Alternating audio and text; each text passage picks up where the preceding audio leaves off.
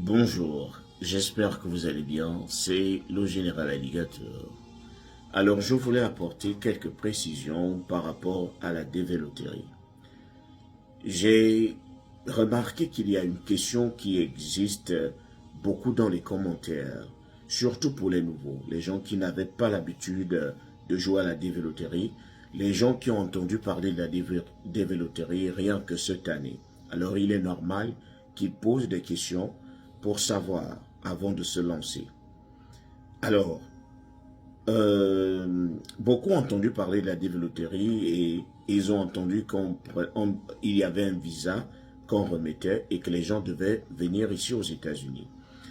Alors, ils ont demandé si, lorsqu'ils vont gagner, ils seront sélectionnés et lorsqu'ils finiront par obtenir le visa, est-ce qu'ils seront pris en charge par l'État américain?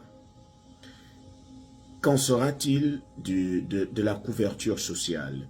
Qu'en sera-t-il du boulot? Est-ce qu'on va leur trouver du boulot?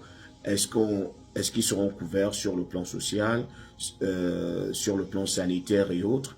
Est-ce que le logement sera à la charge de l'État américain? Est-ce que le billet d'avion sera payé par l'État américain? Ainsi de suite, ainsi de suite. Alors, je vais être clair et honnête comme je l'ai toujours été avec vous. Sachez que lorsqu'on parle de la dévéloterie, le visa dévéloterie, c'est un visa immigrant.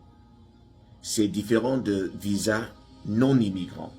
Un visa non immigrant, c'est le visa, par exemple le visa touriste, le visa étudiant non immigrant parce que tu viens pour un séjour et tu vas retourner chez toi. Par contre, le visa dévéloterie, c'est le visa immigrant. Ça veut dire qu'on vous donne le droit de venir vivre aux États-Unis le temps que vous voulez. C'est-à-dire, si vous décidez de rester ici, à vitam aeternam, vous restez. Si vous voulez faire des navettes, retourner chez vous et revenir, c'est à votre choix. Alors, retenez que la seule chose que l'État américain va faire, c'est de se rassurer que vous avez votre visa, si vous répondez aux critères.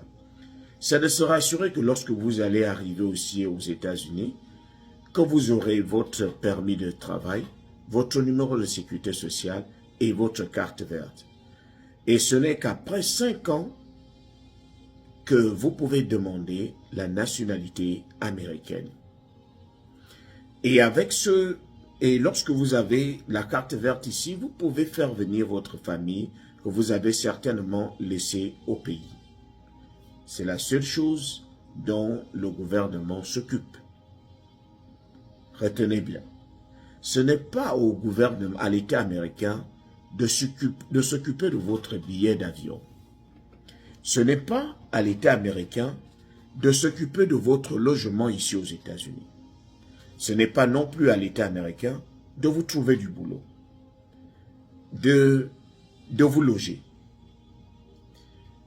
Retenez bien, il y a des gens qui passent par la frontière du Nicaragua, du Mexique, jusqu'à passer par le Brésil, toute cette forêt-là, pour arriver aux États-Unis et vivre sans papier.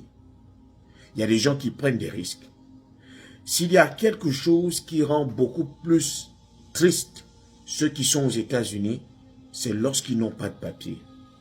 Je vous assure, lorsque vous n'avez pas de papier, c'est pas que vous devenez inutile, c'est pas que vous n'avez pas de valeur, mais vous avez l'impression de manquer de souffle. Parce que lorsque vous avez les papiers, lorsque vous êtes en règle, lorsqu'il y a un petit problème chez vous au pays, vous pouvez rentrer, le résoudre. Lorsque vous perdez un membre de la famille, vous pouvez rentrer le résoudre. Enterrer votre membre de famille. Par contre, lorsque vous n'avez pas de papier, c'est la haute galère. C'est là où la dévéloterie devient importante parce que c'est l'un des moyens les plus importants de vous octroyer un visa immigrant qui vous donne la possibilité, avec la carte verte, de retourner chez vous et de revenir. Les gens prennent des risques.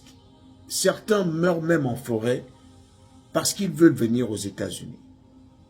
Mais vous, si tu es sélectionné et que tu vas jusqu'à l'interview développerie, si tu obtiens ce visa, tu n'auras pas à passer par des péripéties, par des galères que d'autres ont subies dans des forêts. Tu n'auras même pas à faire comme quelqu'un qui est venu avec un visa touriste et qui se cache par-ci, par-là parce qu'il a peur de la réaction de la police. Il a peur de croiser la police quelque part.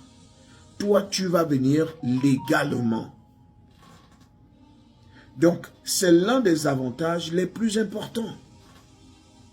C'est vrai, vous allez dépenser, mais qui ne veut pas dépenser pour son propre bonheur? Rassurez-vous, et les vraies dépenses vous ne faites pas les vraies dépenses en jouant à la dévéloterie, parce qu'il n'y a vraiment pas de dépenses. Il n'y a pas de dépenses à faire lorsque vous jouez à la dévéloterie.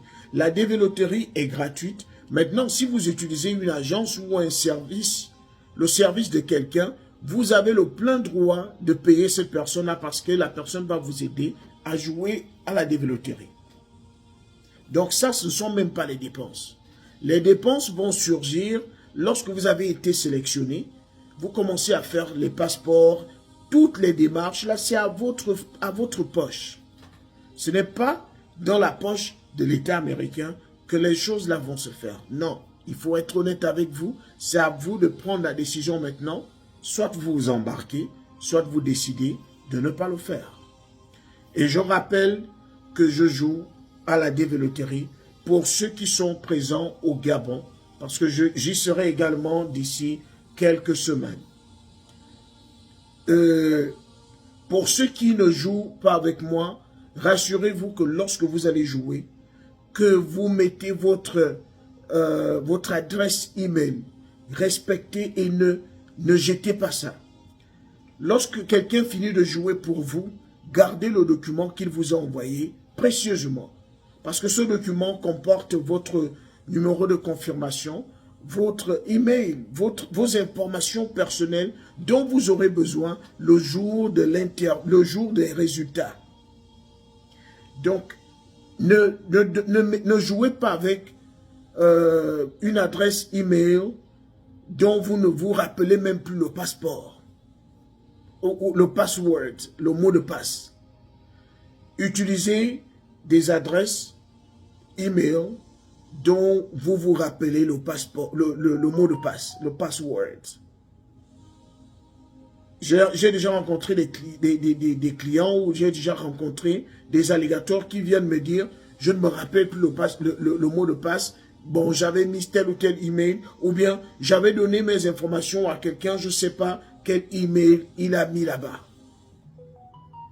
Et lorsqu'on finit de jouer pour vous, si vous avez payé la personne, vous avez utilisé quelqu'un, demandez-lui de vous donner votre numéro de confirmation pour que le jour des résultats, que vous vérifiez vos résultats tranquillement, sans pourtant repartir le déranger.